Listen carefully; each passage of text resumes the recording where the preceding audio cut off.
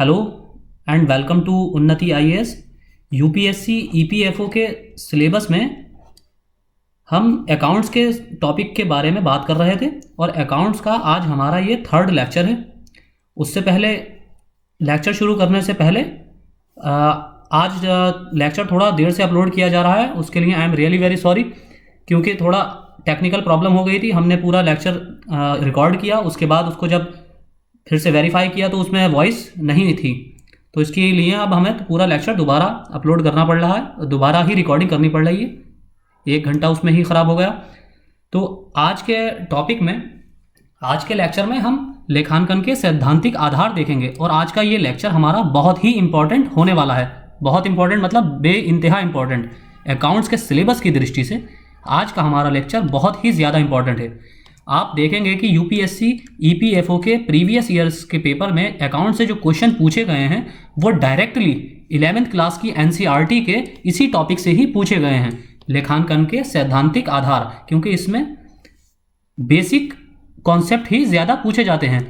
क्योंकि जाहिर है कि जब यूपीएससी ने ईपीएफओ की पोस्ट, ईपीएफओ में ईओ की पोस्ट के लिए आपसे सिंपल ग्रेजुएशन की डिमांड की है, तो जाहिर है वो आपसे डीप अकाउंट्स के क्वेश्चन नहीं पूछेगी। ऐसे क्वेश्चन नहीं पूछेगी कि जो सिर्फ बीकॉम या एमकॉम या सीए ही वाले स्टूडेंट्स ही कर पाएँ। तो वो एक जनरल क्वेश्चन ही आपसे पूछे जाएंगे और ये टॉपिक भी जनरल कॉन्सेप्ट से ही रिलेटेड है। आपके प्रीवियस ईयर के क्वेश्चंस डायरेक्टली और इनडायरेक्टली इसी चैप्टर पर, स्पेशली 11th क्लास की एनसीईआरटी में भी स्पेशली इसी टॉपिक पर जो आज हम कवर करने वाले हैं, इसी पर ही बेस्ड है। तो पिछले लेक्चर में हमने इसके जो हमें क्या क्या पढ़ना है और इसके बेसिक्स देखे थे। तो आज के लेक्चर में हम कॉन्सेप्ट देखेंगे। इसमें हम टॉपिक में कवर करेंगे सामान्यता मान्य लेखांकन सिद्धांत, जनरली एक्सेप्टेड अकाउंटिंग प्रिंसिपल्स, जिसे गैप भी कहा जाता है। दूसरा होगा हमारा आधारभूत लेखांकन संकल्पनाएं, बेसिक अकाउंटिंग कॉन्सेप्ट्स। तीसरा लेखांकन प्रणालियां, सिस्टम्स ऑफ अकाउंटिंग। चौथा है लेखांकन के आधार, बेसिस ऑफ अकाउंटिंग।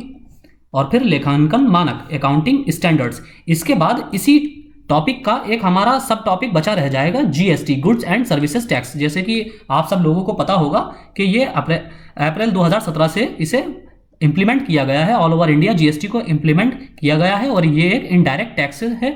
तो आज का लेक्चर थोड़ा लंबा है, इसलिए हमने जीएसटी को इसमें इंक्लूड नहीं किया है।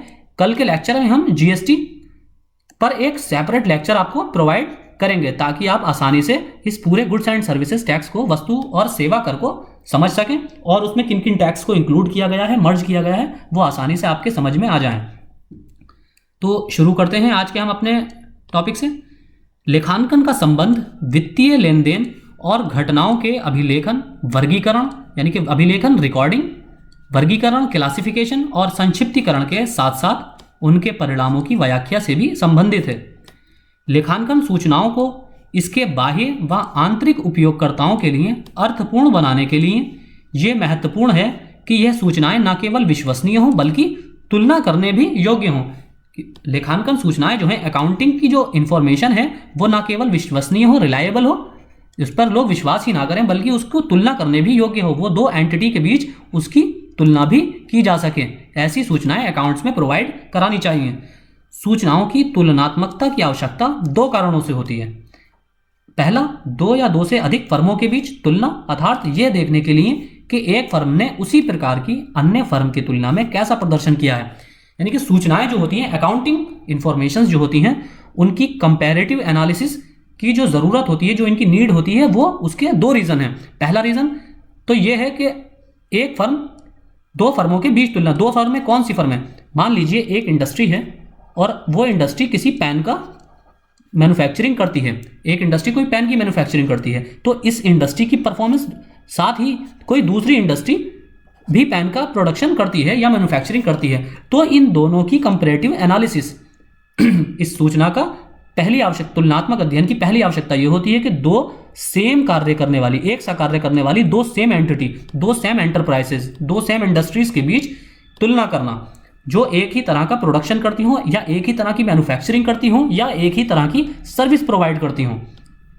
आगे इसकी दूसरा कारण, दूसरा अंतर समयावधि तुलना, यानी कि टाइम पीरियड के बीच में तुलना, जो टाइम पीरियड है उसके बीच में तुलना, और ये एक ही फर्म के बीच किया जाता है, सिंगल फर्म में ही तुलना। अर्थात इस आकलन के लिए इस वर्ष फर्म का प्रदर्शन अन्य पूर्व वर्षों की तुलना में कैसा रहा है, इसकी तुलना की जाती है। तो इससे क्या समझते हैं आप कि जैसे मान लीजिए कि लास्ट ईयर 1 अप्रैल 2020 से आपकी कोई इंडस्ट्री है, पहले इंडस्ट्री ले लेते हैं, ये कोई ए इंडस्ट्री है और ये पेन का मैन्युफैक्चरिंग करती है, तो इसकी 1 अप्रैल 2020 से 31 मार्च 2021 तक की जो परफॉर्मेंस है, 2021 तक की परफॉर्मेंस इस इंडस्ट्री की जो है वो इसके पिछले प्रोडक्शन यानी कि पिछले फाइनेंशियल ईयर 1 अप्रैल 2019 से 31 मार्च 2020 तक का जो इसका परफॉर्मेंस था उससे कंपैरेटिव एनालिसिस, यानी कि इस फाइनेंशियल ईयर की जो परफॉर्मेंस थी और इस फाइनेंशियल ईयर की परफॉर्मेंस में कैसा प्रदर्शन, दोनों सालों का परफॉर्मेंस कैसा रहा है, क्या इसमें पॉजिटिव ग्रोथ आई है या इसमें डिक्लाइन हुआ है, इसकी ग्रोथ में नेगेटिव ग्रोथ हुई है। तो इसके लिए भी ये दूसरा कारण है इसकी तुलनात्मक अध्ययन की आवश्यकता का। यह तभी संभव है जब वित्तीय प्रलेखों द्वारा प्रदत्त सूचनाएं कुछ समनुरूप लेखांकन नीतियों, सिद्धांतों व क्रियानुभावों पर आधारित हों। लेखांकन के सैद्धांतिक आधारों में वर्षों की समयावधि में विकसित वो सभी सिद्धांत, अवधारणाएं, नियम व निर्देशिकाएं आती हैं जो कि लेखांकन पद्धतियों में समनुरूपता व एकरूपता लाकर लेखांकन सूचना को उसके विभिन्न उपयोगकर्ताओं के लिए अधिक उपयोगी बनाते हैं। आगे अब यहां से हमारा मेन टॉपिक स्टार्ट होता है। ये तो हमने इसका बेसिक बैकग्राउंड देखा। सामान्यता मान्य लेखांकन सिद्धांत, जनरली एक्सेप्टेड अकाउंटिंग प्रिंसिपल्स। आप जितने भी अकाउंटिंग के जो प्रिंसिपल्स हैं वो आज के ही लेक्चर में अधिकतर आपके कवर हो जाएंगे और आपको नए नए कॉन्सेप्ट जानने को मिलेंगे जहां से डायरेक्टली यूपीएससी द्वारा क्वेश्चन पुटअप किया जाता है। लेखांकन अभिलेखों में समरूपता, यूनिफॉर्मिटी लाने के लिए कुछ सिद्धांतों व नियमों का विकास किया गया है जिन्हें इस पेशे से जुड़े सभी लेखाकारों की सामान्य स्वीकृति प्राप्त है। यानी कि अकाउंट्स के रिकॉर्ड के लिए जिन नियमों का या जिन स्टैंडर्ड्स को फॉलो किया जाता है उनको सभी लेखाकार, जितने भी लेखाकार का मतलब जितने अकाउंट्स ऑफिसर्स हैं या जो चार्टर्ड, स्पेशली यहाँ बात की गई है चार्टर्ड अकाउंटेंट्स, और इसमें भी कौन चार्टर्ड अकाउंटेंट्स इंडिविजुअल तौर पर ये फैसला नहीं करते बल्कि एक इनकी जो संस्था है इंस्टीट्यूट ऑफ चार्टर्ड अकाउंटेंट्स, जिसका आपने नाम सुना होगा, जो शायद दिल्ली में सिचुएटेड है, इस्टेब्लिश्ड है, ये मानक तय करती है और उसी के अकॉर्डिंग सारे अकाउंट्स ऑफिसर को उसी के अकॉर्डिंग काम करने की उनसे उम्मीद या अपेक्षा की जाती है। सामान्यता मान्य सिद्धांतों से तात्पर्य वित्तीय विवरणों के लेखन व निर्माण व प्रस्तुतिकरण, रिप्रेजेंटेशन में एक रूपता लाने से है, जिनका प्रयोग व्यावसायिक लेन देनों के अभिलेखन व प्रस्तुतिकरण के लिए किया जाता है।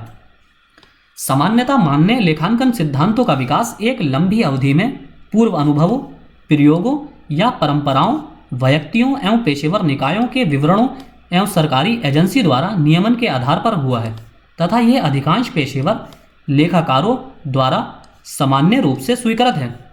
यह उपयोगकर्ताओं की आवश्यकताओं, वैधानिक, सामाजिक तथा आर्थिक वातावरण से प्रभावित होकर निरंतर परिवर्तित होते रहते हैं। यानी कि इन स्टैंडर्ड्स में समय समय पर टाइम के अकॉर्डिंग या टेक्नोलॉजी के अकॉर्डिंग या समय की डिमांड के अकॉर्डिंग या इंडस्ट्री की डिमांड के अकॉर्डिंग इन अकाउंटिंग स्टैंडर्ड्स में परिवर्तन किया जाता है। इन्हीं सिद्धांतों को संकल्पना, कॉन्सेप्ट व परिपाटी, कन्वेंशन कहते हैं। संकल्पना शब्द से तात्पर्य उस आवश्यक परिकल्पना या विचार से है जो लेखांकन अभ्यास के लिए आधारभूत है, यानी कि उसके लिए बेस है, तथा परिपाटी शब्द लेखा विवरणों, अकाउंट्स के जो स्टेटमेंट्स हैं उसके प्रस्तुतिकरण यानी कि प्रेजेंटेशन की निर्देशक परंपराओं को दर्शाता है। व्यवहार में समान नियम एवं दिशा निर्देशों की व्याख्या कोई लेखक संकल्पना के रूप में, तो कोई अभिधारणा के रूप में, तो कोई परिपाटी के रूप में करता है।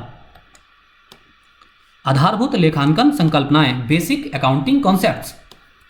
आधारभूत लेखांकन संकल्पनाओं से तात्पर्य उस आधारभूत भाव या मूलभूत अवधारणा से है, बेसिक कॉन्सेप्ट से है, जो वित्तीय लेखांकन के सिद्धांतों व अभ्यास में निहित है। साथ ही ये वो विरध कार्य संबंधी नियम है जिन्हें लेखांकन पेशे से जुड़े व्यक्तियों ने लेखांकन संबंधी क्रियाओं को करने के लिए विकसित किया है। अब महत्वपूर्ण संकल्पनाओं की सूची निम्न है, यानी कि इसमें ये बताया गया है कि आधारभूत संकल्पनाएं जो हैं अकाउंटिंग कॉन्सेप्ट जो हैं इनको अकाउंट्स ऑफिसर्स या इनकी इंस्टीट्यूट ने या इनके किसी इंडस्ट्री ने अकाउंट्स में यूनिफॉर्मिटी लाने के लिए इनको डेवलप किया है और एक मानक सुनिश्चित मानक तय करने के लिए, ताकि कहीं पर भी दोहरा प्रभाव ना हो, किसी इंडस्ट्री में दोहरा प्रभाव ऑल ओवर इंडिया ना हो, इसके लिए इन मानकों को बनाया गया है। अब इसमें कौन कौन से कॉन्सेप्ट्स हैं? पहला है व्यापारिक इकाई जिसे बिजनेस एंटिटी कहते हैं।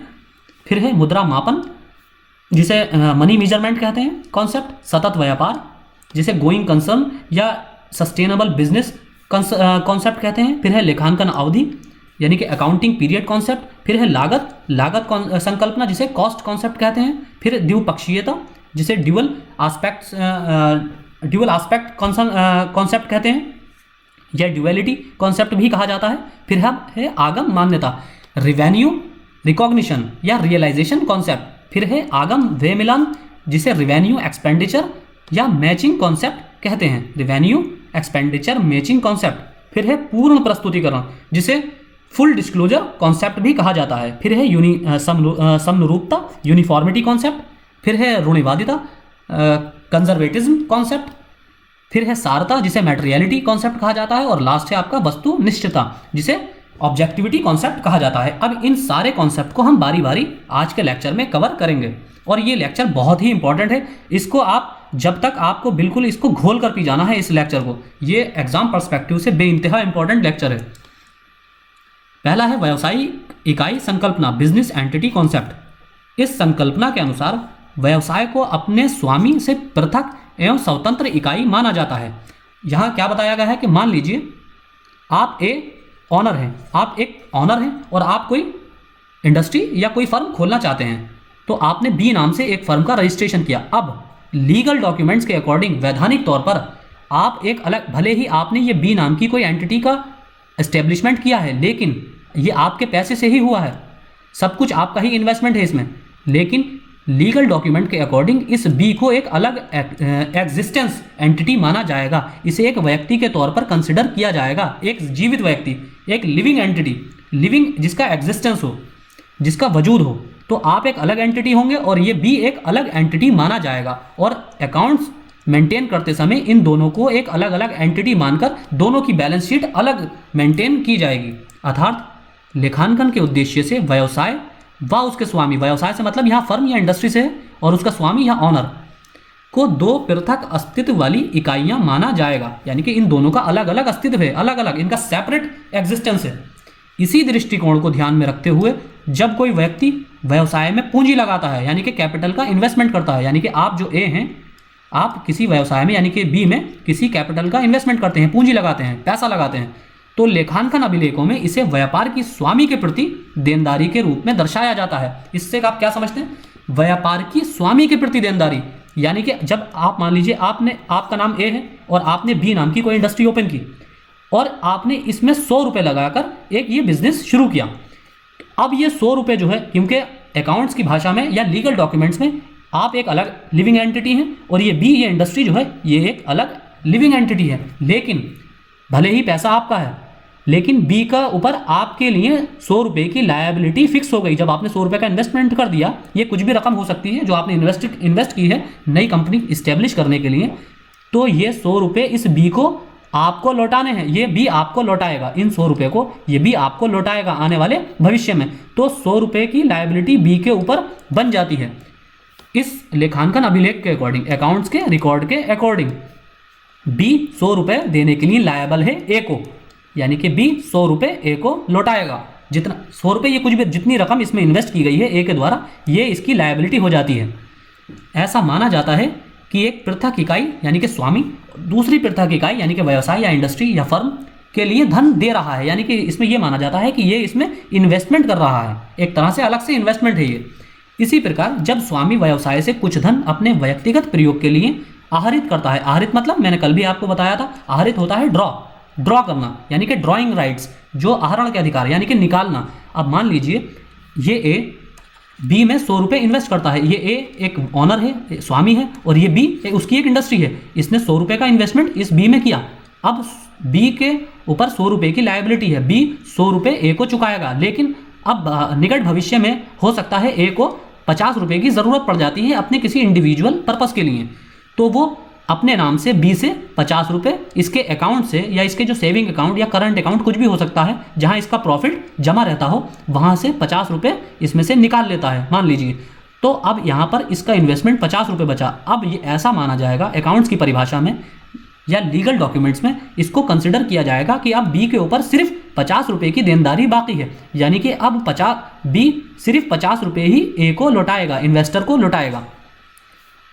उसे स्वामी की पूंजी में कमी माना जाता है, यानी कि जाहिर सी बात है जब वो 100 रुपये की लायबिलिटी अब 50 रुपये में तब्दील हो गई है, बदल गई है, तो अब इसमें यानी कि स्वामी ने 100 रुपये लगाए थे, अब तो 50 रुपये निकाल चुका है, अब इसकी 50 रुपये की संपत्ति बाकी रह गई। अब इसकी स्वामी की संपत्ति में, एसेट्स में 50 रुपये की यहाँ इस बी में कमी आ गई है। इसी कारण परिणामतः व्यवसाय की देनदारियों में कमी आती है। आपने देखा कि बी के ऊपर 100 रुपये की देनदारी थी, 100 रुपये की लायबिलिटी थी, 50 रुपये ए ने ऑनर ने निकाल ली है, तो अब देनदारी कितनी बची है? 50 रुपये। ये दूसरा तो निकाल नहीं सकता इस ए के अलावा, कोई और तो थर्ड पर्सन, मैं तो जाके ये सी जो है ये तो नहीं निकाल सकता, ए ही निकाल सकता है, ए को ही राइट्स हैं क्योंकि वो स्वामी है। तो अब बी के ऊपर 50 रुपये की ही देनदारी बकाया है, तो परिणामतः व्यवसाय की देनदारियों में कमी आती है। इसी कारण व्यापार की परिसंपत्तियों व देनदारियों का अभिलेखन व प्रतिवेदन करते समय स्वामी की व्यक्तिगत परिसंपत्तियों व देयताओं की गणना नहीं की जाती। अब अगर अकाउंट्स को जब ऑडिट किया जाता है, किसी भी इंडस्ट्री के अकाउंट को या फिर किसी ऑनर के अकाउंट को, तो इंडस्ट्री के अकाउंट को जब ऑडिट किया जाता है तो उसमें ऑनर की जो डिटेल है या ऑनर के जो एसेट्स हैं उसको इंक्लूड नहीं किया जाता है। उसकी वजह यही है क्योंकि जब पैसा यहाँ से निकाल लेता है तो वो इसकी एसेट्स में यहाँ पर ऑटोमेटिक कमी हो गई, तो ऑनर को के एसेट्स को इसकी इंडस्ट्री की एसेट्स में इंक्लूड नहीं किया जाता है, उसकी सेपरेट गणना की जाती है दोनों की।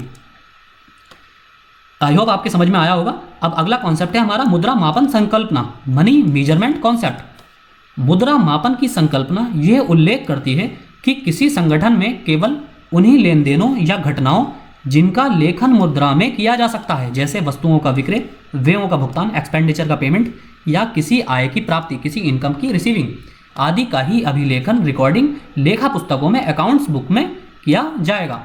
मुद्रा मापन की जो संकल्पना है वो ये बताती है कि केवल उन्हीं वस्तुओं का अकाउंट रिकॉर्ड रखा जाएगा जिनकी कोई मुद्रा वैल्यू हो, जिनकी कोई मॉनेटरी वैल्यू हो। मॉनेटरी वैल्यू से मतलब ये है कि किसी की जो वैल्यू हो, जिसको आप खरीद सकते हो। जैसे मान लीजिए कोई गोल्ड है, इसकी एक मॉनेटरी वैल्यू है।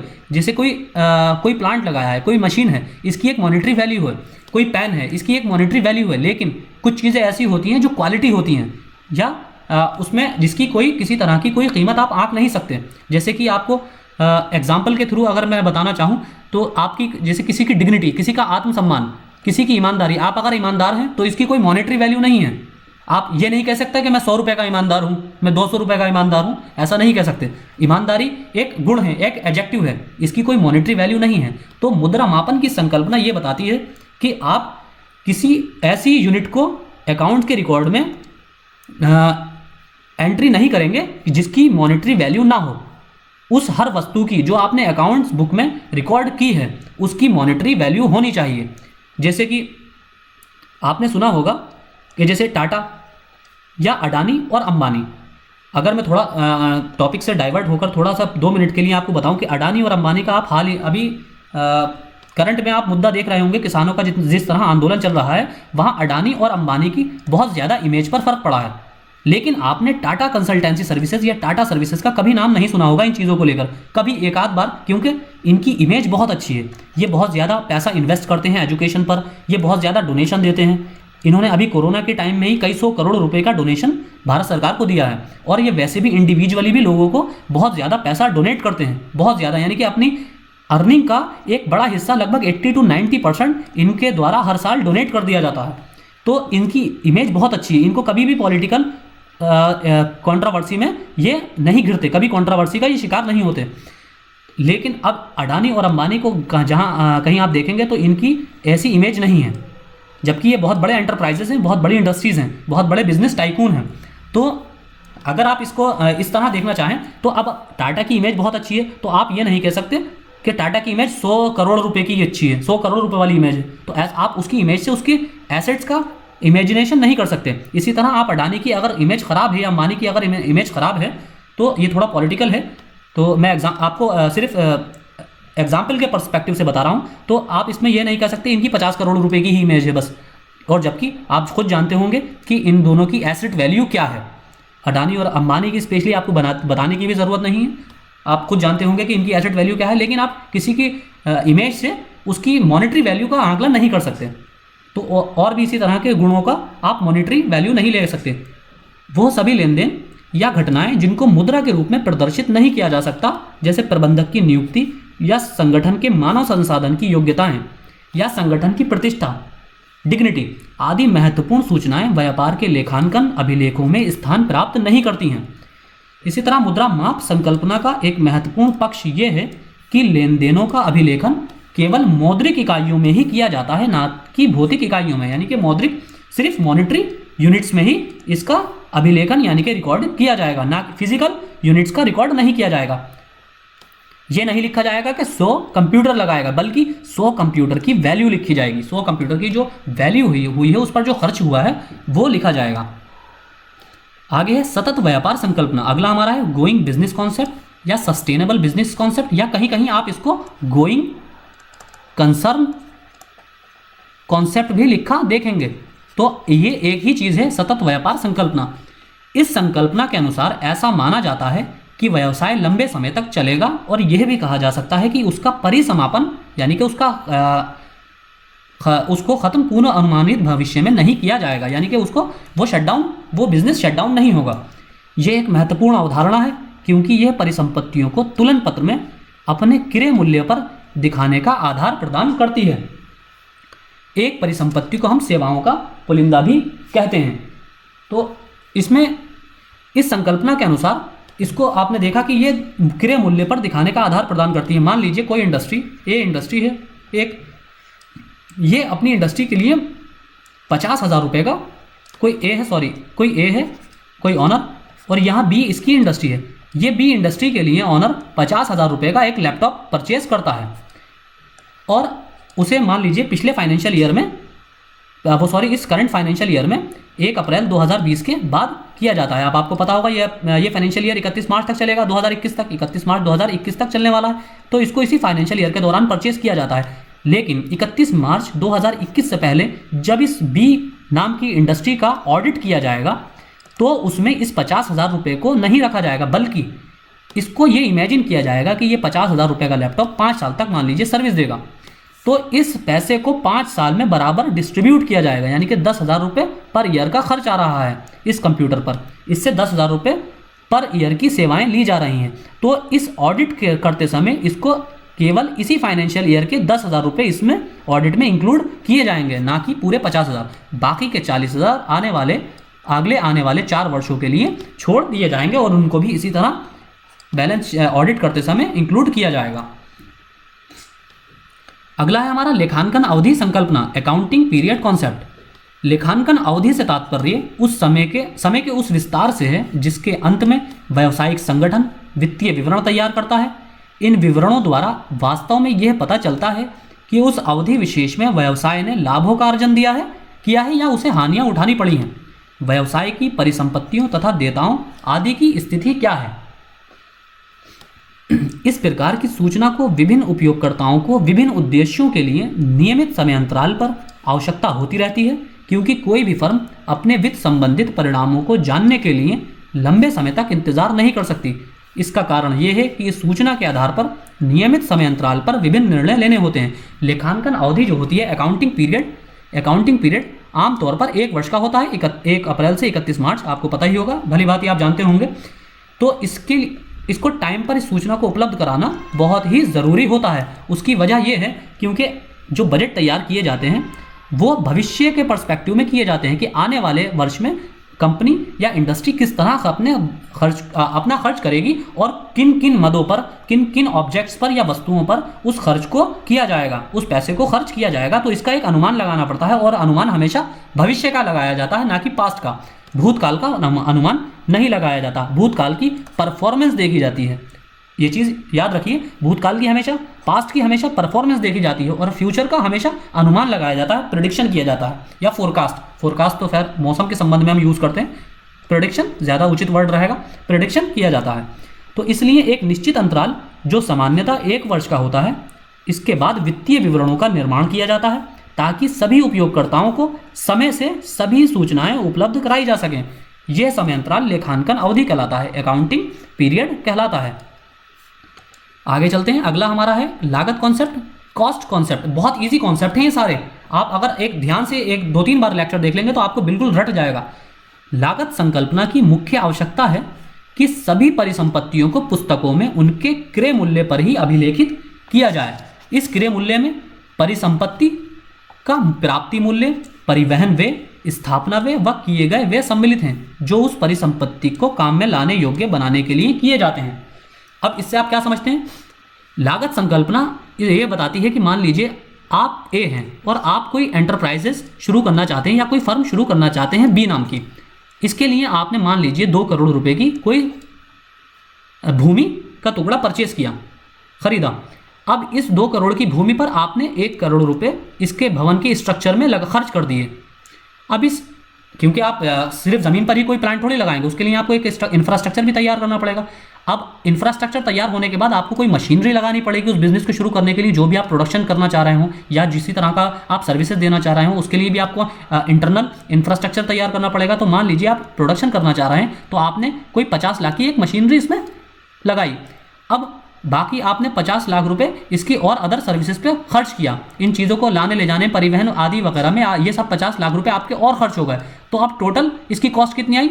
4 करोड़ रुपए। तो ये 4 करोड़ रुपए ही लागत संकल्पना है। अब अगर इसका ऑडिट किया जाएगा तो ना ये इसमें किसी एंटिटी को सेपरेट नहीं लिया जाएगा, बल्कि इस पूरी कॉस्ट को कंसिडर किया जाएगा। इस संकल्पना के अनुसार लागत की प्रकृति ऐतिहासिक है, जो कि परिसंपत्ति की प्राप्ति की तिथि को भुगतान की गई राशि द्वारा व्यक्त की जाती है तथा यह वर्षों के अंतराल में भी बदलती नहीं है। ऐतिहासिक लागत का चुनाव अभिलेखन में वस्तुनिष्ठता लाता है, यानी कि जो ऐतिहासिक लागत है इसका चुनाव जो है, इसका सिलेक्शन रिकॉर्डिंग में ऑब्जेक्टिविटी लाता है, क्योंकि इस लागत को प्रलेखों से सत्यापित किया जा सकता है। इसके अनुसार मान लीजिए आपने कोई भूमि आज परचेज की 2 करोड़ रुपए की, अपनी इंडस्ट्री ओपन करने के लिए या इस्टेब्लिश करने के लिए आपने 2 करोड़ रुपए में कोई भूमि परचेज की। अब आने वाले 5 साल बाद हो सकता है इसकी वैल्यू 10 करोड़ रुपए हो जाए, या 5 करोड़ रुपए मान लेते हैं। 5 करोड़ रुपए, इस 2 करोड़ की भूमि की वैल्यू 5 करोड़ हो गई। लेकिन जब ऑडिट होगा तो उसमें यही वैल्यू पुट की जाएगी। मार्केट वैल्यू कभी पुट नहीं की जाती। जिस वैल्यू पे उसको परचेस किया गया है, इन सारी लागत को वही वैल्यू ऑडिट करते समय ध्यान में रखी जाएगी। हो सकता है कि इस 2 करोड़ की ज़मीन की वैल्यू 50 लाख ही रह गई हो या 1 करोड़ रह गई हो, तब भी इस कंडीशन में भी मार्केट वैल्यू को कंसिडर नहीं किया जाएगा। सिर्फ क्रय जो वैल्यू थी, जो परचेजिंग वैल्यू थी, उसको ही कंसिडर किया जाएगा। इसे में आगे दिया हुआ भी है। दूसरी ओर बाजार मूल्य पर अभिलेखन विश्वसनीय नहीं होगा। जो बाजार मार्केट वैल्यू है उस पर रिकॉर्डिंग कभी भी रिलायबल नहीं होती है, क्योंकि बाजार मूल्य समय समय पर परिवर्तित होते रहते हैं। ये बाजार मूल्य आपको पता ही होगा, मार्केट जो वैल्यू होती है वो हमेशा फ्लक्चुएट करती रहती है। अब है द्विपक्षीय संकल्पना, ड्यूल एस्पेक्ट कॉन्सेप्ट। द्विपक्षीय पक्ष लेखांकन का मूलभूत सिद्धांत है। ये व्यवसायों के लेन देनों को लेखांकन पुस्तकों में अभिलेखित करने का आधार प्रदान करता है। इस संकल्पना के अनुसार व्यवसाय के प्रत्येक लेन देन का प्रभाव किन्हीं 2 स्थानों पर पड़ता है, अर्थात प्रत्येक लेन देन का अभिलेखन 2 स्थानों पर किया जाता है। दूसरे शब्दों में किसी भी लेन देन के अभिलेखन के लिए 2 खाते होंगे। इससे आप क्या समझते हैं? मान लीजिए आपका एक बैंक अकाउंट है किसी बैंक में, मान लीजिए किसी XYZ बैंक में आपका एक बैंक अकाउंट है। आपने वहाँ से आज 100 रुपये विदड्रॉ किए, 1000 रुपये विदड्रॉ किए और इससे कोई शर्ट खरीदी। अब मान लीजिए वो शर्ट किसी शॉप पर जाकर आपने ली, वो 800 रुपये की आई। तो अकाउंट की परिभाषा क्या कहती है? ड्यूअल एस्पेक्ट कॉन्सेप्ट की परिभाषा ये कहती है कि जब भी कहीं पर किसी तरह का मौद्रिक लेन देन होता है, तो जैसे कि ये 1000 रुपये का हुआ लेन देन, इसमें आपने 1000 रुपये विदड्रॉ किए, तो एक अकाउंट तो यहाँ पर अकाउंट्स में यहाँ चेंजेस आएंगे। दूसरा, ये शर्ट जो आपने 800 रुपये के ली, दूसरा ये जाहिर सी बात है जो शॉप ऑनर है, जिसकी दुकान से आपने ये 800 रुपये की शर्ट परचेस की है, वो इस 800 रुपये को फाड़ तो नहीं देगा, इसको खा तो नहीं जाएगा, चबाकर नोट को चबा तो नहीं लेगा। जाहिर सी बात है या तो उसके किसी यूज़ में लेगा या फिर बैंक में जमा करेगा। यूज़ में लेगा तब भी वो डायरेक्टली और इनडायरेक्टली बैंक में ही पैसा जाएगा। तो दूसरी इसका डुअल एस्पेक्ट जो है वो ये कहता है कि जब एक जगह से लेन देन होता है तो उसका प्रभाव 2 स्थान पर पड़ता है, यानी कि वो पैसा अगर एक जगह से खाता में एंट्री में चेंजेस होंगे तो उस पैसे से दूसरी जगह खाते में भी चेंजेस होंगे। हर हालत में दो खातों में एंट्री में चेंजेस होंगे। उदाहरण के लिए यदि कोई फर्म कोई माल नकद खरीदती है तो इसके परिणाम स्वरूप एक तरफ उसकी परिसंपत्तियों स्टॉक में वृद्धि होगी और दूसरी ओर उसकी दूसरी परिसंपत्ति नकद में कमी आएगी। अब जैसे कोई इंडस्ट्री है बी, अगर ये कोई माल अपने इंडस्ट्री के लिए खरीदती है तो जाहिर सी बात है इसका एक अकाउंट भी होगा, करंट हो या सेविंग अकाउंट हो, करंट हो या सेविंग अकाउंट हो, इसका अकाउंट होगा। ये उसमें से पैसा निकाल कर सेविंग अकाउंट में से अपने प्रॉफिट जमा करती होगी, यहाँ से पैसा निकालकर ये अपने प्रोडक्शन के लिए रॉ मटेरियल का परचेस करेगी। अब जब रॉ मटेरियल परचेस करेगी तो एक तरफ तो इसके रॉ मटेरियल में वृद्धि हो गई, यानी कि इसके स्टॉक में वृद्धि हो गई। दूसरी तरफ इसका जो सेविंग था, मान लीजिए 100 रुपये, इसने 50 रुपये का रॉ मटेरियल खरीद लिया तो यहाँ 50 रुपये बचे। तो अब इसके नकद में यानी कि दूसरी परिसंपत्ति में 50 रुपये की कमी आ गई। तो यहाँ इसमें क्या बताना चाह रहा है, ये बताया जा रहा है कि दो अकाउंट्स में इसके परिवर्तन हुआ। एक अकाउंट वो जहां जो इसका स्टॉक का है, दूसरा अकाउंट वो जो इसका नकद का कैश का अकाउंट है। सभी लेन देनों में इस प्रकार का दोहरा प्रभाव दृष्टिगोचर होता है। इसलिए लेखांकन की इस संकल्पना को द्विपक्षीय संकल्पना भी कहते हैं। इस संकल्पना को लेखांकन के आधारभूत समीकरण के रूप में प्रदर्शित किया जा सकता है। जैसे परिसंपत्तियां इक्वल टू देयताएं प्लस पूंजी। परिसंपत्तियां क्या होती हैं आपकी? एसेट्स इक्वल टू देयताएं लायबिलिटीज प्लस पूंजी यानी कि कैपिटल क्या होता है यहाँ? कैपिटल पूंजी उसकी पूंजी होती है जो ऑनर होता है, जो पैसा इन्वेस्ट अपनी इंडस्ट्री में करता है, यहाँ उसका पैसा प्लस लायबिलिटीज। मान लीजिए आप ए हैं और आपने बी नाम की कोई इंडस्ट्री ओपन की, आपने 100 रुपये से इस इंडस्ट्री को ओपन किया। अब बी पर 100 रुपये की देनदारी हो गई। अब बी ए को 100 रुपये आने वाले निकट भविष्य में चुकाएगा। ये 100 रुपये की इस पर बी पर लायबिलिटी हो गई। अब हो सकता है आपको अपने कंपनी एक्सपेंड करने के लिए, अपना बिजनेस एक्सपेंड करने के लिए आने वाले 4-5 साल बाद आपको पास कोई अच्छा बिजनेस प्लान हो, पर उसके लिए आपके पास इतनी रकम ना हो जिससे आप उस बिजनेस प्लान को एग्जीक्यूट कर पाएँ। तो हो सकता है मैं आपका फ्रेंड हूँ, आप मुझसे और मेरे पास कुछ एक्स्ट्रा पैसा हो और आप मुझसे इसमें इन्वेस्ट करने के लिए कहें। मैं आपका बिजनेस प्लान समझूं, मुझे पसंद आए और मैं इसमें 50 रुपये, मैं सी हूँ और मैंने इसमें 50 रुपये इन्वेस्ट कर दिए। अब ये 50 रुपये लायबिलिटीज़ बी की ए की तरफ नहीं है बल्कि सी की तरफ है। मैं अब इसमें शेयर होल्डर हो गया। तो इसमें परिसंपत्तियाँ, एसेट्स जो होते हैं, एसेट्स हमेशा किसके इक्वल होते हैं? परिसंपत्तियां यानी कि किसकी इक्वल होती हैं? आपकी देयताएं, लायबिलिटीज किसकी? जो दूसरों पर है। एक इंडस्ट्री की ऑनर के अलावा जितनों को पैसे चुकाने हैं वो लायबिलिटीज है, बाकी जो ऑनर पे है वो कैपिटल है उसका। आई होप आपकी समझ में आया होगा। दूसरे शब्दों में इस समीकरण के अनुसार व्यवसाय की परिसंपत्तियों के मूल्य सदैव स्वामी व बाहरी लेनदारों की दावेदारियों के बराबर होता है। स्वामी तो ऑनर हो गया और बाहरी देनदार, जैसे कि मैं इसमें बीच में आ गया था अपना इन्वेस्टमेंट करने के लिए, क्योंकि स्वामी के पास पैसे नहीं थे, थोड़े कम पड़ रहे थे, तो उन्होंने शेयर होल्डर से बाहर से मुझसे ले लिए 50 रुपये और अब मैं दावेदार हो गया। अब मेरी इसमें बी को 50 रुपये मेरे ऊपर, बी के ऊपर 50 रुपये मेरे लिए लायबिलिटी हो गई। स्वामी की दावेदारी को पूंजी के नाम से जाना जाता है तथा देयताओं को देनदारों की पूंजी के नाम से जाना जाता है। इसलिए आवश्यक है कि लेन देनों का अभिलेखन सावधानी पूर्वक ठीक दो खातों में किया जाए। अब फिर है नेक्स्ट हमारा आगम मान्यता संकल्पना, रेवेन्यू रिकॉग्निशन रियलाइजेशन कॉन्सेप्ट। इस संकल्पना के अनुसार किसी भी आगम को लेखा पुस्तकों में तब तक अभिलेखित नहीं करना चाहिए जब तक वह वास्तविक रूप से प्राप्त ना हो जाएं। लेकिन इसमें दो प्रश्न हैं, आगम किसे कहेंगे यानी कि रेवेन्यू किसे कहेंगे, और आगम को मान्य किस समय मानेंगे यानी कि रेवेन्यू को रिकॉग्नाइज कब करेंगे, किस समय करेंगे। तो आगम से तात्पर्य रोकड़ के उस कुल अंतर प्रवाह से है, टोटल या ग्रॉस इनफ्लो से है।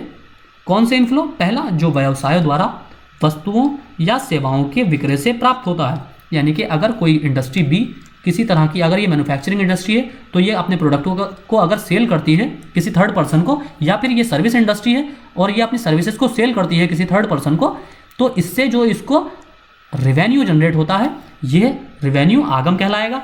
दूसरा, व्यवसाय के संसाधनों का दूसरे लोगों द्वारा उपयोग के बदले प्राप्तियां, जैसे ब्याज और लाभांश, डिविडेंड।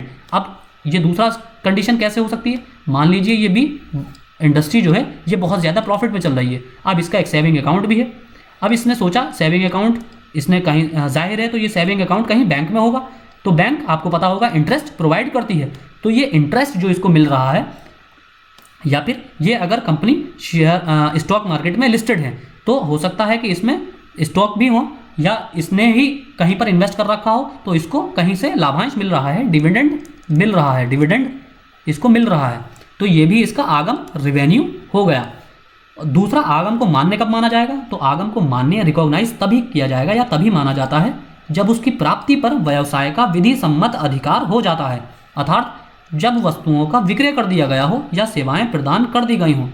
यानी अब इससे एक चीज़ और क्लियर हो जाती है कि अगर कोई इंडस्ट्री बी, अगर ये मैन्युफैक्चरिंग इंडस्ट्री है, मान लीजिए ये पेन का मैन्युफैक्चरिंग करती है और इसने एक बार पेन सेल कर दिया और मैं सी हूँ, मैंने ये पेन परचेज़ किया, तो पेन चाहे मैंने इसको पेमेंट 2 दिन बाद ही क्यों ना दी हो, लेकिन इसको आगम को उसी तिथि से मान लिया जाएगा जिस तिथि में मैंने परचेजिंग की है। यानी कि पेन अगर मैंने आज परचेज़ किया है 18 तारीख को, 18 फरवरी को, और मैं पेमेंट 20 तारीख को करने वाला हूं, लेकिन इसका रेवेन्यू तभी से जनरेट मान लिया जाएगा कि इसने रेवेन्यू ये 5 रुपये का और पेन है तो 5 रुपये का इस बी ने रेवेन्यू जनरेट कर लिया है। इसलिए उधार विक्रय को आगम विक्रय की तिथि से मान लिया जाता है, ना कि उस तिथि से जब खरीदार ने रोकड़ का भुगतान किया हो। यानी कि इसका भुगतान पेमेंट की डेट से कोई लेना देना नहीं होता है, बल्कि सप्लाई की डेट से लेना देना होता है, जिस डेट में सप्लाई कर दी गई है। अगला हमारा है आगम व्यय मिलान संकल्पना, रेवेन्यू एक्सपेंडिचर मैचिंग कॉन्सेप्ट। इसे खाली मैचिंग कॉन्सेप्ट भी कहा जाता है। एक दिए गए समय अंतराल में व्यवसाय ने लाभ अर्जित किया है या उसे हानियां उठानी पड़ी हैं, हम उस समय अंतराल में से व्ययों को घटाते हैं। आगम मिलान संकल्पना में लेखांकन के इसी पक्ष पर बल दिया जाता है। इस संकल्पना के अनुसार किसी विशेष अवधि में अर्जित आगमों का मिलान उसी अवधि के व्ययों से किया जाना चाहिए।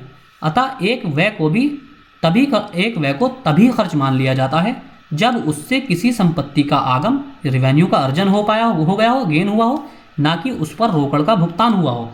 यानी कि किसी एक वर्ष में, एक फाइनेंशियल ईयर में जो कितना रेवेन्यू आया है, रेवेन्यू जनरेट हुआ है और कितना एक्सपेंडिचर किया गया है, उसका जो प्रोडक्ट होता है, उसका जो टोटल प्रोडक्ट आएगा वही रेवेन्यू मैचिंग कॉन्सेप्ट कहलाता है। अतः आगम व्यय मिलान संकल्पना के अनुसार किसी वर्ष विशेष के लाभ या हानि की गणना करने के लिए उस अवधि के सभी आगम, चाहे उनके बदले रोकड़ मिला है या नहीं, तथा सभी व्यय, चाहे उनके बदले रोकड़ भुगतान हुआ है या नहीं, का अभिलेखन आवश्यक है, इनकी रिकॉर्डिंग आवश्यक है। यानी कि अगर बी कोई इंडस्ट्री मान लीजिए किसी अपना प्रोडक्ट सेल करती है और उस प्रोडक्ट एक वर्ष में प्रोडक्ट सेल करती है और उस प्रोडक्ट की वैल्यू 100 रुपये है, वो 1000 रुपये है आती है मान लीजिए, एक हालांकि उसे भुगतान नहीं हुआ है लेकिन उसने 1000 रुपये के प्रोडक्ट सेल कर दिए हैं। इसी तरह उसने किसी तरह की उसका इसको मेंटेन करने के लिए, अपना सारा इंफ्रास्ट्रक्चर मेंटेन करने के लिए हो सकता है उसके 200 रुपये खर्च हुए हों, 200 रुपये इसके खर्च हुए हों, लेकिन अभी इसने जिससे मेंटेनेंस कराई थी उसको पैसा भुगतान नहीं किया है, लेकिन इन दोनों को ही रिकॉर्ड में इंक्लूड कर लिया जाएगा। भले ही इसके पास पैसा 1000 रुपये आया है या नहीं, लेकिन रिकॉर्ड में इंक्लूड उसी तिथि से कर लिया जाएगा जिस तिथि से इसने अपना प्रोडक्ट इनको सप्लाई किया है, और इसी तरह इसका एक्सपेंडिचर भी उसी तिथि से काउंट कर लिया जाएगा जिस तिथि को इसने इंफ्रास्ट्रक्चर मेंटेन कराया है, भले ही भुगतान किसी भी डेट में किया गया हो। अगला है पूर्ण प्रस्तुतिकरण संकल्पना, फुल डिस्क्लोजर कॉन्सेप्ट। वित्तीय विवरणों द्वारा उपलब्ध कराई गई सूचना का प्रयोग विभिन्न उपयोगकर्ता जैसे निवेशक, इन्वेस्टर, ऋणदाता जैसे क्रेडिटर, माल की पूर्ति करने वाले समूह व अन्य विभिन्न निर्णयों के लिए करते हैं। संगठन के निगमित प्रकार में व्यवसाय के स्वामियों का समूह उसका प्रबंधन कर रहे समूह से भिन्न होता है। यानी कि मान लीजिए हो सकता है कि किसी बी इंडस्ट्री में 3-4 शेयर होल्डर हों, CDE ये 3-4 शेयर होल्डर हों, तो इनका जो समूह होगा ये ऑनर का शेयर होल्डर्स का समूह है, और इस कंपनी को जो मैनेज करते हैं, जैसे डेप्यूटी मैनेजर, असिस्टेंट मैनेजर, इनकी मैनेजर्स का अलग समूह होगा, तो इनका समूह इस समूह से भिन्न होता है। इसलिए यह आवश्यक हो जाता है कि विभिन्न वित्तीय निर्णयों में सहायक भूमिका निभाने वाले ये विवरण सही, पर्याप्त व पूर्ण सूचनाओं को प्रस्तुत करें। इस संकल्पना के अनुसार व्यवसाय के वित्तीय प्रदर्शन से जुड़े सभी सारपूर्ण व आवश्यक तथ्यों का उल्लेख वित्तीय विवरण में टिप्पणियों के रूप में कर देना चाहिए, ताकि इन सूचनाओं के प्रयोगकर्ता व्यवसाय के संबंध में निर्णय लेते समय व्यवसाय की लाभ अर्जन क्षमता व वित्तीय सक्षमता के बारे में मूल्यांकन सही प्रकार से कर सकें। यानी कि अगर उन्हें किसी मद पर आने वाले बजट में खर्च करना है तो उन्हें कंपनी की या इंडस्ट्री की वित्तीय क्षमता के बारे में फुल फ्लैज नॉलेज हो। यानी कि ऐसा ना हो कि वो 1000 रुपये का बजट बनाकर बैठ जाएं और कंपनी के पास एसेट्स ही 200 रुपये के हों। तो इसलिए उनको इसकी वित्तीय स्थिति की पूर्ण जानकारी होनी चाहिए, फुल डिस्क्लोजर उसका होना चाहिए। समनुरूपता की संकल्पना, कंसिस्टेंसी कॉन्सेप्ट, किसी भी व्यवसाय द्वारा वित्तीय विवरणों में निहित सूचनाएं व्यवसाय संचालन के प्रयोग परिणामों तक पहुंचने में उपयोगी तभी हो सकती हैं जब उनका तुलनात्मक अध्ययन संभव हो। यह तुलना विभिन्न वर्षों के वित्तीय विवरणों से भी हो सकती है और एक जैसा व्यापार करने वाले विभिन्न व्यवसायों के मध्य भी। यानी कि हमने इसकी शुरू में भी चर्चा की थी कि जैसे अगर कोई ए इंडस्ट्री है और वो पेन की मैन्युफैक्चरिंग करती है और इसी तरह कोई बी इंडस्ट्री है वो भी पेन की ही मैन्युफैक्चरिंग करती है, तो समरूपता की संकल्पना क्या कहती है, कंसिस्टेंसी कॉन्सेप्ट ये कहता है कि दो एक जैसी इंडस्ट्री के बीच में ही तुलना की जा सकती है। दो एक ही कार्य करने वाली, सेम कार्य करने वाली इंडस्ट्री के बीच में ही तुलना की जा सकती है। यानी कि वो सेम तरह की या तो मैन्युफैक्चरिंग करते हो या फिर सेम तरह की सर्विसेज प्रोवाइड करते हो, तभी उनके बीच में उनकी परफॉर्मेंस की तुलना की जा सकती है। वरना या फिर कोई एक ही कंपनी, जैसे ए कंपनी है और ये पेन की मैन्युफैक्चरिंग करती है, तो इसने इस करंट फाइनेंशियल ईयर में क्या परफॉर्मेंस दी है और उससे पिछले यानी कि अप्रैल 2019 से मार्च 2020 तक क्या परफॉर्मेंस दी थी, इसी की तुलना इसकी समय अवधि के अनुसार की जा सकती है। अदरवाइज दो भिन्न भिन्न प्रकार के मैन्युफैक्चरिंग कंपनीज की तुलना आपस में नहीं की जा सकती। इस प्रकार दो व्यवसायों के वित्तीय परिणामों की तुलना भी तभी संभव है यदि दोनों ने वित्तीय विवरणों के निर्माण के लिए लेखांकन के समान तरीके व नीतियों का पालन किया हो। यानी कि इसमें यह भी बताया गया है कि अकाउंटिंग साथ में, इसमें ये दो कंडीशंस तो साथ में है ही, साथ में दूसरी कंडीशन ये भी है कि दोनों कंपनियों ने अकाउंटिंग के समान ही, एक जैसे ही यूनिफॉर्म कॉन्सेप्ट को ही अपनाया हो ऑडिट के समय, ताकि उसमें किसी तरह की परेशानी ना हो। फिर है रूढ़िवादिता की संकल्पना, कंजर्वेटिज्म कॉन्सेप्ट। इस संकल्पना को विवेकशीलता की संकल्पना भी कहते हैं। यह सावधानी से खेलने की नीति पर आधारित है तथा लेन देनों को लेखा पुस्तकों में अभिलेखित करते समय सावधानी व विवेक के प्रयोग का निर्देश देती है। इसके अनुसार व्यापार की आय का ब्यौरा बनाते समय ऐसी सावधानी बरतनी चाहिए कि लाभ अनावश्यक रूप से बढ़े हुए ना दिखाई दें। इस संकल्पना के अनुसार समस्त लाभों को लेखा पुस्तकों में तब तक अभिलेखित नहीं करना चाहिए जब तक वो अर्जित न हो, लेकिन वो सभी हानियां जिनकी यदि दूरस्थ संभावना हो तो उनके लिए लेखा पुस्तकों में पर्याप्त प्रावधान कर लेना चाहिए। इस तरह यदि बाजार में क्रय किए गए माल का मूल्य कम हो गया है तो लेखा पुस्तकों में उसे खरीद के मूल्य पर ही दिखाया जाएगा। इसके विपरीत यदि बाजार में माल का मूल्य बढ़ गया है तो लाभ का कोई लेखा तब तक नहीं किया जाएगा जब तक कि माल को बेच ना लिया जाए। यानी कि इसमें क्या बताया गया है, मान लीजिए कोई बी इंडस्ट्री है और ये 100 रुपये का कोई रॉ मटेरियल खरीदती है, किसी मैन्युफैक्चरिंग के लिए 100 रुपये का रॉ मटेरियल खरीदती है, तो अगर इसका मार्केट वैल्यू अगले साल 50 रुपये रह जाता है तो इसको तब भी इसी वैल्यू पर ही ऑडिट किया जाएगा। और हो सकता है इसका निकट भविष्य में वैल्यू बढ़ जाए, ये 200 रुपये का हो जाए, ये रॉ मटेरियल 200 रुपये का हो जाए, तब भी इसको बी के प्रॉफिट में तब तक काउंट नहीं किया जाएगा जब तक इसको सेल ना कर दिया जाए। इसलिए यह संकल्पना जिसमें हानियों के लिए प्रावधान आवश्यक है लेकिन लाभों की पहचान तब तक नहीं होती जब तक उनका वास्तविक अर्जन ना हो, विवेकशीलतापूर्ण लेखांकन कहलाता है। आगे है सारता की संकल्पना, मटेरियलिटी कॉन्सेप्ट। इस संकल्पना के अनुसार लेखांकन करते समय केवल महत्वपूर्ण तथ्यों पर ही ध्यान केंद्रित करना चाहिए। ऐसे तथ्यों को लेखांकन या प्रस्तुतिकरण जो कि आय के निर्धारण में महत्वपूर्ण नहीं है, उनके लेखांकन में प्रयासों को व्यर्थ नहीं करना चाहिए। किन तथ्यों को सारपूर्ण तथ्य या महत्वपूर्ण तथ्य कहेंगे, ये इस बात पर निर्भर करेगा कि उस तथ्य की प्रकृति क्या है, उस फैक्ट की का नेचर क्या है, या उसमें निहित धनराशि कितनी है। यानी कि उस तथ्य में, उस फैक्ट में या उस प्रोडक्ट की धनराशि कितनी है, उस पर खर्च की हुई धनराशि कितनी है।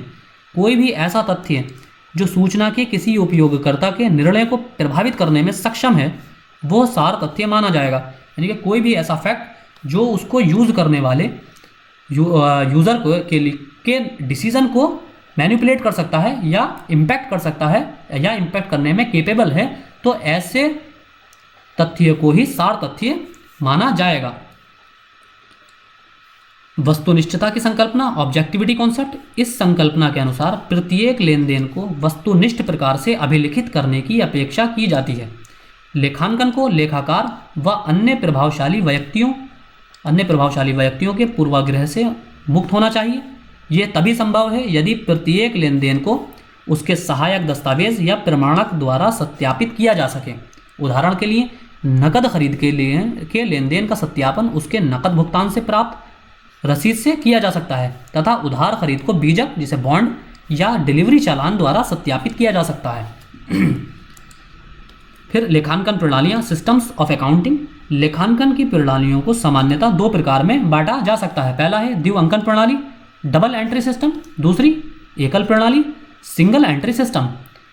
इसके अनुसार प्रत्येक लेन देन के व्यवसाय पर दो प्रकार के प्रभाव होते हैं, एक लाभ लेने का व दूसरा लाभ देने का। इसलिए ये दो खातों को प्रभावित करते हुए बही खाते में से दो स्थानों पर अभिलिखित होती है, यानी कि दो जगहों पर इसका रिकॉर्ड किया जाता है। प्रत्येक लेन देन का लेखा इस सिद्धांत पर आधारित होता है कि हर सौदे को नाम पक्ष तथा उसके तदनुरूप जमा पक्ष की ओर अभिलिखित किया जाए।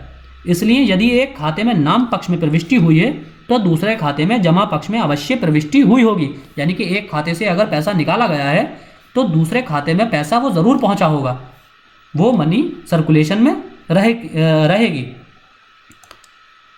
द्विअंकन एक संपूर्ण प्रणाली है क्योंकि इसके अंतर्गत प्रत्येक लेन देन के दोनों पक्षों का लेखा किया जाता है, यानी कि जिसको लाभ हुआ है, एक लाभ वाला और दूसरा लाभ लेने वाला, लाभ देने वाला, लाभ लेने वाला। यह प्रणाली इसलिए भी अधिक पूर्ण व विश्वसनीय है क्योंकि इसमें धोखे व व्यापार की संपत्तियों के दुरुपयोग की संभावना कम से कम होती है। एकल अंकल प्रणाली, सिंगल एंट्री सिस्टम, वित्तीय प्रलेखों को अभिलिखित करने की संपूर्ण प्रणाली नहीं है क्योंकि यह प्रत्येक लेन देन का द्विपक्षीय लेखांकन नहीं करती। इस प्रणाली के अंतर्गत सभी खातों को बनाने के बजाय केवल व्यक्तिगत खाते व रोकड़ बही को ही बनाया जाता है। वास्तविक रूप में लेखांकन की इस प्रणाली में अभिलेखन की समरूपता का अभाव होने के कारण इसे प्रणाली भी कहना गलत होगा क्योंकि इसमें कुछ लेन देनों का केवल एक ही पक्ष अभिलिखित किया जाता है। कुछ लेन देनों के दोनों पक्ष के जो खाते इसमें रखे जाते हैं वो अपूर्ण होते हैं, इनकम्प्लीट होते हैं और अव्यवस्थित होते हैं। इसलिए यह प्रणाली विश्वसनीय नहीं होती, लेकिन इसकी सरलता के कारण छोटे व्यापारियों द्वारा इस प्रणाली को अपनाया जाता है। आगे है लेखांकन के आधार, बेसिस ऑफ अकाउंटिंग। मान्यता के समय के आधार पर लेखांकन में आगम, रेवेन्यू व लागत, कॉस्ट को मूलतः दो मुख्य आधारों पर लेखांकित किया जाता है। पहला है नकद आधार, कैश बेसिस। दूसरा है उपार्जन आधार, एक्रूवल बेसिस।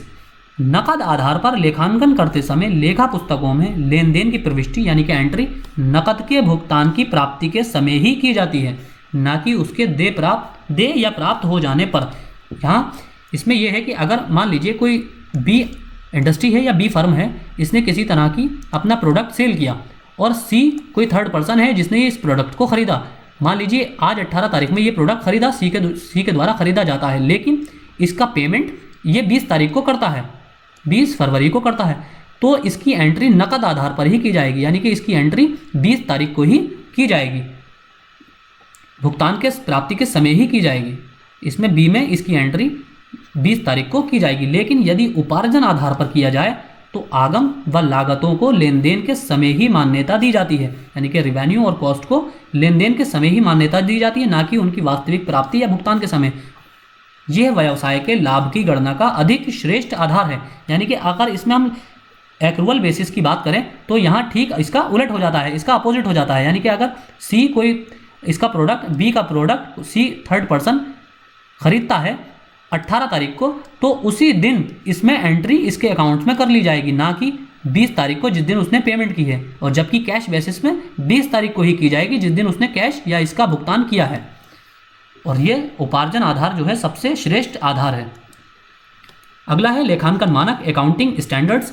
वित्तीय सूचनाओं के प्रतिवेदन में समरूपता व एक रूपता लाने के लिए इंस्टीट्यूट ऑफ चार्टर्ड अकाउंटेंट्स ने अप्रैल 1977 में लेखांकन मानकों को विकसित करने के लिए लेखांकन मानक बोर्ड की स्थापना की। इस बोर्ड का मुख्य कार्य उन क्षेत्रों की पहचान करना है जहां लेखा अवधियों में समरूपता की आवश्यकता होती है। लेखांकन मानक बोर्ड इन मानकों को बनाते समय अंतर्राष्ट्रीय मानकों को भी ध्यान में रखता है।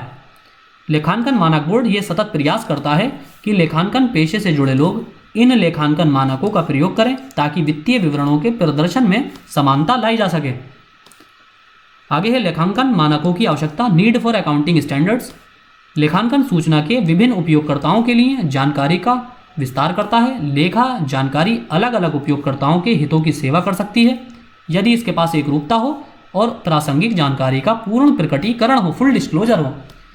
वैकल्पिक लेखांकन उपचार और मूल्यांकन मानदंड हो सकते हैं जो किसी भी व्यावसायिक इकाई द्वारा उपयोग किए जा सकते हैं। लेखा मानक उन विकल्पों के दायरे को सुविधाजनक बनाता है जो सही और निष्पक्ष वित्तीय विवरण की बुनियादी गुणात्मक विशेषताओं को पूरा करते हैं। आगे है लेखा मानकों के लाभ, बेनिफिट्स ऑफ अकाउंटिंग स्टैंडर्ड्स। लेखा मानक वित्तीय विवरण तैयार करने के लिए लेखांकन उपचार में भिन्नता को समाप्त करने में मदद करता है।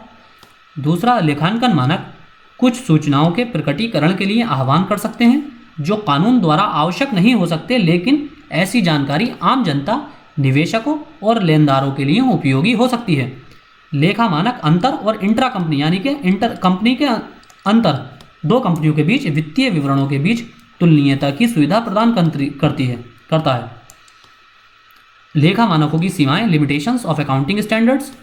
लेखांकन मानक लागू करने के लिए अलग अलग वैकल्पिक लेखांकन उपचारों के बीच चयन करता है। इसका कठोरता से पालन किया जाता है और लेखांकन मानकों को लागू करने में लचीलापन बढ़ाने में विफल रहता है। अब है लेखा मानकों की प्रयोज्यता, एप्लीकेबिलिटी ऑफ अकाउंटिंग स्टैंडर्ड्स। विशुद्ध रूप से धर्मार्थ संगठन को छोड़कर जिसमें कोई वाणिज्यिक, औद्योगिक और व्यावसायिक गतिविधि नहीं है, लेखांकन मानक बाकी इन सब पर लागू किए जाते हैं। धर्मार्थ संगठन कौन से होते हैं? जो रिलीजियस ऑर्गेनाइजेशन होती हैं, रिलीजियस ऑर्गेनाइजेशंस। इसमें कौन बाकी इन सब के लेखांकन मानक इस पर जो अकाउंटिंग स्टैंडर्ड हैं वो सारे इन सब पर लागू होते हैं। जैसे एकल स्वामित्व वाली इकाई, सोल प्रोप्राइटरशिप वाली यूनिट। दूसरी है साझेदारी फर्म यानी कि पार्टनरशिप यूनिट। फिर है समाज, जिसे सोसाइटीज़ कहते हैं, जैसे कि कोऑपरेटिव सोसाइटीज़ होती हैं, उसी तरह सोसाइटीज़ एक अलग एंटिटी है।